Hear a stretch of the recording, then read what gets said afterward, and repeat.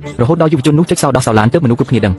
យុវជននោះបានឲ្យរថយន្តទំនើបមួយគ្រឿងដែលមានតម្លៃរាប់សិបលានដុល្លារដល់នារីស្រស់ស្អាតនៅសាលាជាអំណោយគ្មាននរណាម្នាក់អាចជឿថាយុវជនដែលគ្មានលុយកាក់អាចមានលទ្ធភាពទិញតម្លៃនេះបានឡើយបុរសវ័យក្មេងរូបនេះដែលមានរថយន្តស្ពណ៌តម្លៃរាប់លានដុល្លារមិនបានដឹងថាគាត់ជាកូនប្រុសពើរបស់បុរសមានបំផុតនៅលើពិភពលោកនោះទេយ៉ាងណាមិញឪពុកបានលាក់បាំងស្ថានភាពពិតរបស់គ្រួសារដើម្បីហ្វឹកហាត់សមត្ថភាពកូនប្រុសរបស់គាត់និងអនុញ្ញាតឲ្យគាត់ធំធាត់ដោយសេរីយុវជនរូបនេះដែលធំធាត់នៅឆ្ងាយពីផ្ទះមិនដែលនឹកស្មានថាក្នុងអំឡុងពេលលំបាកប៉ុន្មានឆ្នាំនេះគាត់នឹងត្រូវគេមើលងាយបែបនេះឡើយគាត់ត្រូវបានមិត្តរួមការងារធ្វើបាបនិងមើលងាយដោយក្រុមមិត្តរួមថ្នាក់ដែលមានចរិតក្រអឺតក្រទមសូម្បីតែបន្ទាប់ពីស្រឡាញ់គ្នា10ឆ្នាំក៏ដោយយុវជនរូបនេះមានការខូចចិត្តយ៉ាងខ្លាំងនៅពេលដែលមិត្តស្រីរបស់គាត់ចាក់ចោលគាត់ទៅរកអ្នកផ្សេងហើយអាចរត់ទៅមាត់ទន្លេតែម្នាក់ឯងប៉ុណ្ណោះពេលគាត់កំពុងយំស្រាប់តែមានរថយន្តទំនើបមួយគ្រឿងបានលេចមុខមកនៅពីមុខគាត់អមដោយក្រុមអង្គរៈមួយក្រុមគាត់បានទាញកាត់ខ្មៅមួយសន្លឹកដែលមានការចំណាយគ្មានដែនកំណត់ហើយប្រគល់វាទៅឲ្យយុវជននោះរហូតមកដល់ពេលនេះយុវជននោះដល់ពេលនោះទើបខ្ញុំដឹងថាខ្ញុំជាកូនអ្នកមានចំនួនទី2ចំពោះយុវជនម្នាក់ដែលមិនអាចជឿលើលុយ10,000លានយ៉ុននៅក្នុងកណ្ឌីពេលកំពុងធ្វើការវាដូចជាសបិនមួយដូច្នេះយុវជននោះដែលឥឡូវនេះមានទំនុកចិត្តបានប្រឈមមុខនឹងគាត់មិនបានបង្ហាញការភ័យខ្លាចនៅពេលប្រឈមមុខនឹងមិត្តរួមការងារដែលពិបាកនោះទេហើយផ្ទុយទៅវិញគាត់បានថ្លែងសារនៅចំពោះមុខក្រុមហ៊ុនទាំងមូលនៅថ្ងៃខួបកំណើតរបស់គាត់យុវជននោះបានទៅហាងលក់រថយន្តហើយបានទិញរថយន្តស្ពណ៌ចុងក្រោយបង្អស់មួយគ្រឿងពេញ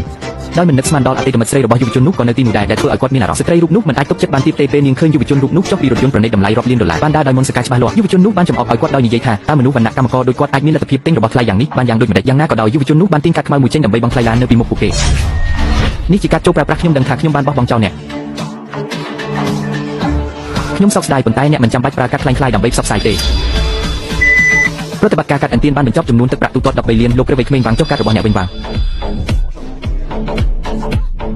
តើអ្នកបានលុយច្រើនយ៉ាងនេះមកពីណាវាមិនអាចទៅរួចទេសម្រាប់អ្នកក្នុងការមានកាត់បែបនោះអ្វីអូហើយចាំខ្ចប់កូនសោខ្ញុំផងខ្ញុំកំពុងចែកវាឲ្យគេមិនអីទេមិនអីទេមិនអីទេមិនអីទេរងចាំហេតុអ្វីបានជាអ្នករងចាំវងយួនបែបនេះអ្នកមានណាស់អ្នកថែមទាំងបានទិញឡាននេះរួចប្រគល់វាជាកាដូទៀតផងហាហា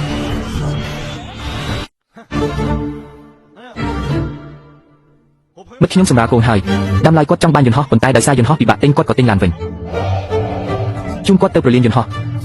យ៉ាងណាមិញវាត្រូវចំណាយអស់ជាង10លានមិត្តភក្តិម្នាក់បានឲ្យអំណោយថ្ងៃកំណើតខ្ញុំប្រសិនបើខ្ញុំមិនបានបែកគ្នាជាមួយគាត់ទេតើនេះជាខ្ញុំទេនេះ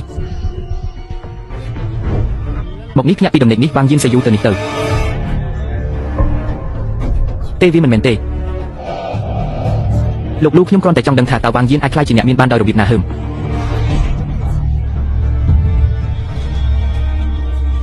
អ្នកបម្រើម្នាក់ដែលធ្វើការនៅក្រោមខ្ញុំហ៊ានលោតឡើងជាន់មុខខ្ញុំបងស្រីសូមបើកឡាននេះចេញទៅលើនេះយកព្រមតើអ្នកអាចជួយខ្ញុំបានទេអ្នកអាចផ្ញើវាទៅទីនោះបានខ្ញុំបានផ្ញើអាសយដ្ឋានទៅអ្នករួចហើយគ្រាន់តែចាប់វានៅមាត់ទ្វារយកព្រមលោកព្រះវ័យក្មេងវាងថែរក្សាខ្លួនប្រសិនបើព្រះអង្គម្ចាស់ស្អុយនោះដឹងថាកូនស្រីខ្ញុំបានឲ្យរបស់នេះដល់អ្នកជាអំណោយថ្ងៃកំណើតអ្នកមិនត្រូវលុតជង្គង់នៅចំពោះមុខខ្ញុំទេហឹមខ្ញុំទើបតែឃើញឡានស្ពណ៌ដ៏លយមួយនៅច្រកចូលមើល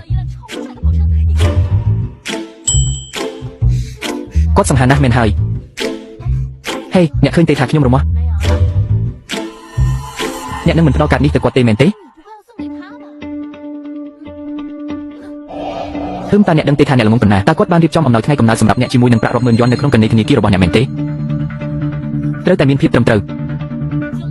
ទោះបីជាអ្នករៀបចំខ្លះក៏ដោយវានឹងគ្រាន់តែជារបស់របរថោកដែលមានគុណភាពទាបដែលមានតម្លៃពី300យ៉ុនប៉ុណ្ណោះតើនោះមិនមែនជាការខាតបង់សម្រាប់អ្នកទេអូយអំណោយទាំងអស់សុទ្ធតែអំពីគំនិតនៅពីក្រោយពួកវាអ្នកពិតជាល្ងងខ្លាំងណាស់ការថតរូបគឺជារឿងមួយប៉ុន្តែហេតុអ្វីបានជាបន្ថែមម្ចាស់ឡានជាមិត្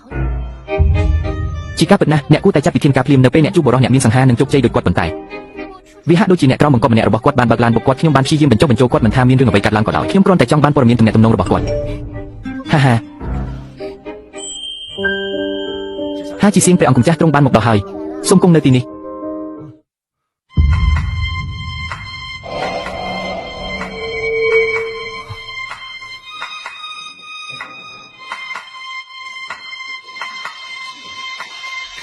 បងប្រុសឲ្យឡានរបស់បងលុយណាស់បាទចាស់សពខ្ញុំមានខ្ញុំគិតថាអ្នកនឹងមិនមកថ្ងៃនេះទេដោយសារតែអ្វីដែលបានកើតឡើងកាលពីម្សិលមិញមានរឿងអ្វីកើតឡើងហាហាវាងយានម្សិលមិញមេឃការពិតដែលថាគាត់បានយកវាទៅឲ្យអតីតមិត្តស្រីនិងថៅកែរបស់គាត់ផ្ទាល់គឺជារឿងធម្មតានៅក្នុងក្រុមហ៊ុនរបស់យើងវារៀលដល់ហើយហា